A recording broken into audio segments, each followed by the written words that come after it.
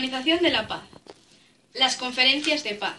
Se decidió en una serie de conferencias entre los principales países vencedores. Estas conferencias empezaron a celebrarse antes de la derrota final del Eje. Hubo 3 conferencias. La conferencia de Teherán, en Irán, que tuvo lugar a finales de 1943.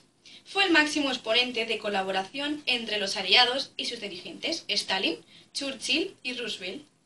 En ella se trazaron las líneas maestras para concluir la guerra y organizar la posguerra. Se acordó abrir un frente en Europa Occidental. La URSS se comprometió a declarar la guerra a Japón y a liberar China. Quedó aprobada la remodelación de Alemania, así como el desplazamiento de las fronteras polacas hacia el oeste. La Conferencia de Yalta se celebró en febrero de 1945, cuando la guerra en Europa estaba concluyendo.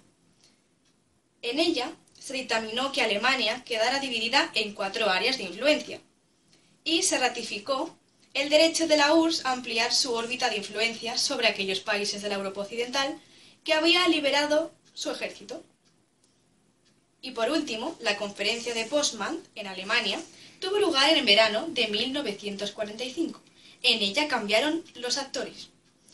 En Potsdam se percibió que el clima de colaboración entre los aliados llegaba a su fin, una vez que el enemigo común había sido derrotado, y se dejaron entrever las rivalidades entre estadounidenses y soviéticos que condujeron al escenario bipolar de la posguerra. La guerra aún no había acabado en el Pacífico, pero se decidió que Japón quedara bajo control exclusivo de Estados Unidos. Y por último, se ratificó lo acordado en Yalta sobre Alemania y se hizo extensible a Austria. De igual forma, Berlín y Viena serían divididas en 4 sectores de ocupación. Las responsabilidades de la guerra, Nuremberg y Tokio. Durante las sucesivas conferencias de paz, se acordó establecer las responsabilidades personales de los crímenes cometidos y hubo 2 procesos célebres, el de Nuremberg y el de Tokio. Los juicios de Nuremberg. Los aliados habían alcanzado un acuerdo para someter a juicio a los líderes nazis que quedaban vivos y acusarlos de crímenes contra la humanidad.